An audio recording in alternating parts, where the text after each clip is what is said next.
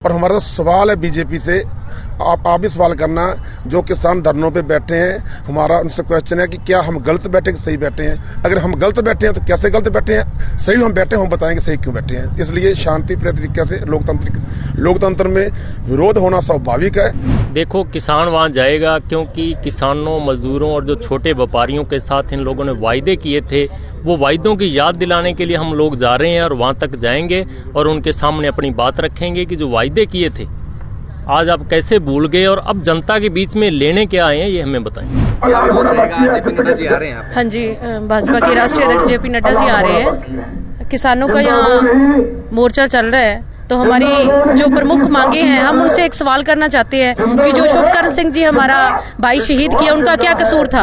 और सेकंड मांग हमारी ये है, हम ये सवाल पूछेंगे कि 2700 का जो गेहूं का उन्होंने एमएसपी का वादा किया था, वो क्यों नहीं लागू किया। और थर्ड जो मेन हमारी इस एरिया की मांग है, वो ये है कि पिछले साल 40 क्विंटल सरसों सरकारी रेट पे बिक रही थी, इस बार 25 क्विंटल क्यों।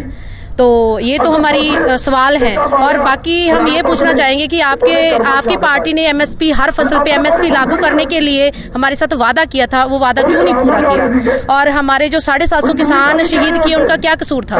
लखीमपुर खीरी में जो हमारे किसान, निहत्थे किसानों पे गाड़ी चढ़ाई थी, उनका क्या कसूर था। ये सब चीज़ों के हम सवाल करेंगे और हमारा सारे एरिया के किसान विरोध के लिए तैयार हैं, हम सवाल जरूर करेंगे। तो आप विरोध करने जा रहे हैं, लेकिन पुलिस प्रशासन यहाँ मुस्तैद है और इन्होंने अतिरिक्त जाब्ता भी लगा दिया, ऐसे में वहाँ कैसे पहुँचेंगे। पुलिस की तो कोई बात नहीं है, पुलिस तो हमारी प्रोटेक्शन के लिए है। हमें अच्छा लगा कि पुलिस आई है, सरकार तक मैसेज पहुंचा कि किसान बैठे हुए हैं, हमारी प्रोटेक्शन के लिए हम पुलिस आई है, तो कोई दिक्कत नहीं है। हम बड़े पीसफुली तरीके से हम जाएंगे, विरोध करेंगे और सवाल जवाब करेंगे। निश्चित तौर पे विरोध जारी रहेगा, क्योंकि जो जेपी नड्डा यहाँ पहुँच रहे हैं, उनके सामने मांग रखेंगे किसानों की क्या कसूर था। जिस तरह से 700 किसान पूर्व के अंदर उनकी हत्या की गई और अब लगातार और भी किसान यहाँ शहीद हुए हैं। अब उन्होंने कहा है कि हम आर पार की लड़ाई के मूड में हैं, और भी किसान साथी और जो महिला किसान है वो भी मौजूद है, इनसे भी हम बात कर लेंगे। हाँ जी, आप बताएं क्या विरोध रहेगा आज जेपी नड्डा जो पहुँच रहे हैं यहाँ पे संगरिया में। जो बहन रमनदीप कौर ने बताया, यही विरोध रहेगा। हम लोगों की एक ही नीति है, एक ही सोच है, इस नीति के उपरांत ही हम विरोध करेंगे। आपको इतने दिन हो गए हैं बैठे हुए, लेकिन अभी तक सरकार पे कोई असर नहीं हुआ। अब लोकसभा चुनाव आ रहे हैं, तो इसमें आप क्या सबक सिखाएंगे सरकार को। हम सरकार को वोट से मार देंगे, हम इसको वोट से सरकार को सबक सिखाएंगे, क्योंकि हम ना तो आतंकवादी है, ना लड़ने वाले, ना लाठी चलाने वाले, हम तो वोट से सबक सिखाएंगे। हम सभी से यही अनुरोध करें कि अपने शांतिपूर्ण तरीके से हम प्रदर्शन कर रहे हैं। बात रखने का हक तो हर किसी को है, लोकतंत्र में अपनी बात रखने का अधिकार तो हर किसी को अपनी बात रख सकता है। निश्चित तौर पे लोकतंत्र में अधिकार सभी को है कि वो अपनी मांग रखे। किसानों ने स्पष्ट कर दिया है कि वे जब तक इनकी मांगें नहीं मान ली जाती तब तक उनका आंदोलन जारी रहेगा। आप बताएं जी, इतने दिन हो गए आपको धरने पर बैठे, और आज जिस तरह से जेपी नड्डा यहाँ पहुँच रहे हैं, किस तरह का विरोध रहेगा। हमारा उनसे विरोध मेन तो यही है जी, वो एक राष्ट्रीय बीजेपी के अध्यक्ष हैं। हम उनसे ये सवाल करना चाहते हैं कि जो हमसे 2014 में मोदी जी ने जो वायदे खुद ने बोले थे कि हम एमएसपी देंगे, अगर मैं मान लो प्रधानमंत्री बनता हूँ तो C2 प्लस 50% देंगे। हम तो उनके एक तो उनके वादे याद करवाने के लिए उनके पास जाना चाहते हैं। भी आपको हमने 10 साल दिए जी, अभी आप अगला 15वां साल आप हमारे से लेना चाहते हो। हम वो 10 साल जो पीछे आपने बोला है, उसको वादों को उनको याद करवाने के लिए हम वहाँ पे पहुँचना चाहते हैं। मेन बात हमारी यही है कि हम उनको ये याद करवाएं कि जो खुद ने बोली हुई ये बातें, वो सरकार गूंगी बहरी क्यों हो चुकी है।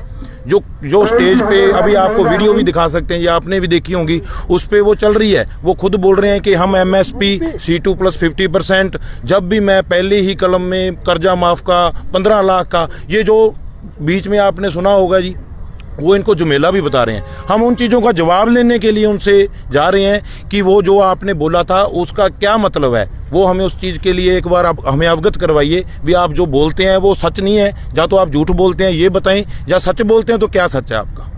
निश्चित तौर पे जो किसानों से वादे किए थे, पीएम ने भी वादा किया था कि पहली कलम में किसानों का कर्ज माफ़ कर दिया जाएगा, लेकिन किसान आज आंदोलन को मजबूर है।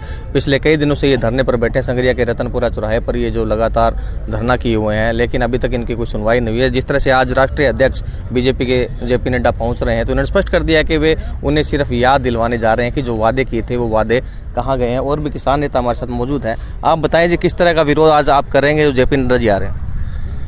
विरोध शांतिप्रिय होगा जी, लोकतंत्र में विरोध दर्ज करवाना हमारा संविधान ने अधिकार दिया हमें, और हम कोई गलत विरोध नहीं दर्ज करवा रहे। जो कमिटमेंट मोदी साहब ने 2014 में हमारे साथ की थी, क्या हमें प्रधानमंत्री बनाइए, हम आपको C2 प्लस 50% के हिसाब से MSP देंगे, किसान कर्ज मुक्त होगा, 2 करोड़ रोजगार होंगे, महंगाई कम होगी। लेकिन एक भी वादा जो हमारे साथ किया गया था ग्रामीण भारत के साथ, ग्रामीण कस्बों के साथ, छोटे दुकानदार के साथ, मजदूर के साथ, वो पूरा नहीं हुआ। इसलिए हमारा विरोध बनना जायज़ है। और हमारा तो सवाल है बीजेपी से, आप भी सवाल करना, जो किसान धरनों पे बैठे हैं, हमारा उनसे क्वेश्चन है कि क्या हम गलत बैठे कि सही बैठे हैं। अगर हम गलत बैठे हैं तो कैसे गलत बैठे हैं, सही हम बैठे हैं हम बताएंगे सही क्यों बैठे हैं। इसलिए शांतिप्रिय तरीके से लोकतंत्र में विरोध होना स्वाभाविक है। हर एक सरकार का विरोध होता है।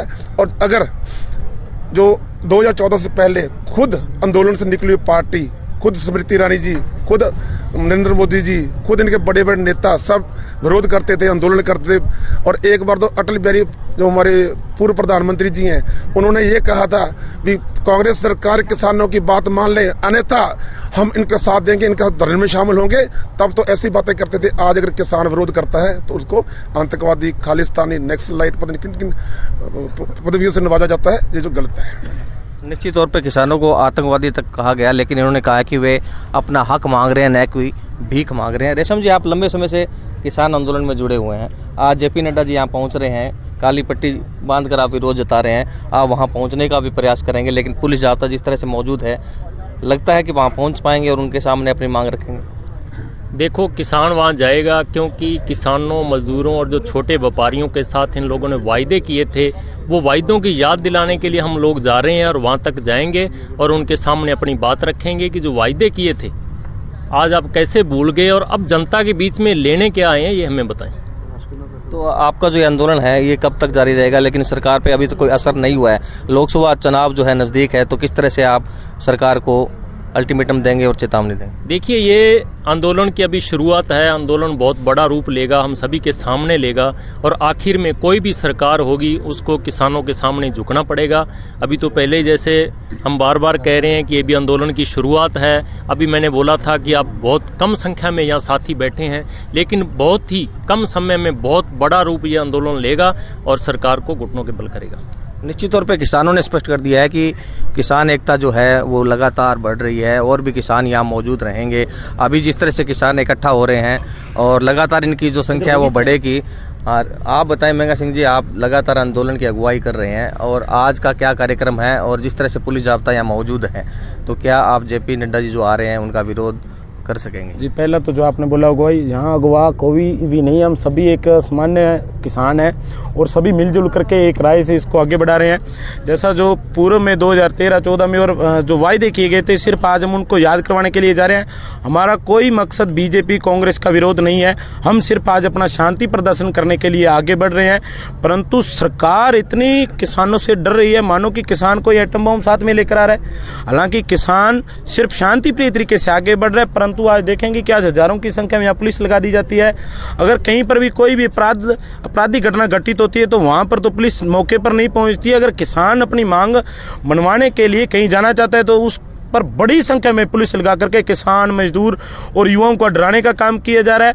हम पहले दिन से जब से संघर्ष में आए थे तब से बता रहे थे कि किसान मजदूरों को पुलिस प्रशासन के लोग जितना दबाने का कोशिश करेंगे उससे दोगुनी रफ्तार में किसान मजदूर अपने संघर्ष को तेज करेंगे और हम जब तक यहीं डटे रहेंगे जब तक हमारे संघर्ष की विजय नहीं होगी। और जैसा आप आज देख रहे हो कि माननीय अध्यक्ष महोदय का से सवाल जवाब करने के लिए बड़ी संख्या में लोग पहुंच चुके हैं और अभी वहाँ की जो रिपोर्ट है वहाँ 27 आदमी वहाँ पहुंचे और यहाँ सैकड़ों की संख्या में एक छोटे से मैसेज पर अपने अपने वाहन लेकर के पहुंचे हैं। उनके द्वारा वहाँ बसें, गाड़ियाँ किराए पे करके भेजी गई हैं, दिहाड़ी का वाहन लोगों को लालच दिया गया, परंतु यहाँ लोग अपने मन से अपने हक लेने के लिए पहुंचे। सरकार को क्या चेतावनी दे रहे हैं? सरकार को सिर्फ यही चेतावनी है कि जो इस देश का सबसे बड़ा तबका है, जो किसान मजदूर है, अगर उनकी मांगे नहीं मानेंगे तो आने वाला समय सरकार के लिए खतरनाक होगा।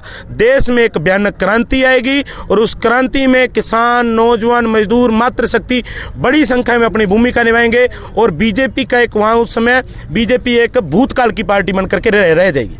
निश्चित तौर पे किसानों ने चेतावनी दे दी है कि अगर सरकार इनकी मांगे नहीं मानती है तो उनका जो ये धरना है लगातार बढ़ेगा, क्योंकि किसानों ने स्पष्ट कर दिया है कि वे अपनी मांगों को लेकर जो बैठे हैं और जब तक मांगे नहीं मान ली जाती वे यहाँ से हिलेंगे नहीं। पूर्व में कई बार वार्ताएं जरूर हुई है लेकिन वार्ताओं का कोई असर नहीं हुआ। आज जब भाजपा के राष्ट्रीय अध्यक्ष यहाँ जेपी नड्डा पहुँच रहे हैं तो इन्होंने स्पष्ट कर दिया है कि वे उनका विरोध जताने वहाँ पहुँचेंगे, लेकिन पुलिस जाब्ता बहुत ज़्यादा बल संख्या के अंदर यहाँ मौजूद है और लगता नहीं कि इन्हें वहां तक जाने दिया जाएगा। लेकिन इन्होंने काली पट्टी बांधकर अपना विरोध जता दिया और सरकार को चेतावनी दे दी है कि जल्द ही अगर इनकी मांगे नहीं मान ली जाती तो एक बड़ी क्रांति होगी, किसान क्रांति सरकार को देखने को मिलेगी। अब देखना होगा इनकी चेतावनी के बाद में सरकार पर कब तक असर होता है और जो ये एमएसपी की मांगे लेकर धरने पर बैठे हैं कब तक इनकी पूरी हो पाती है।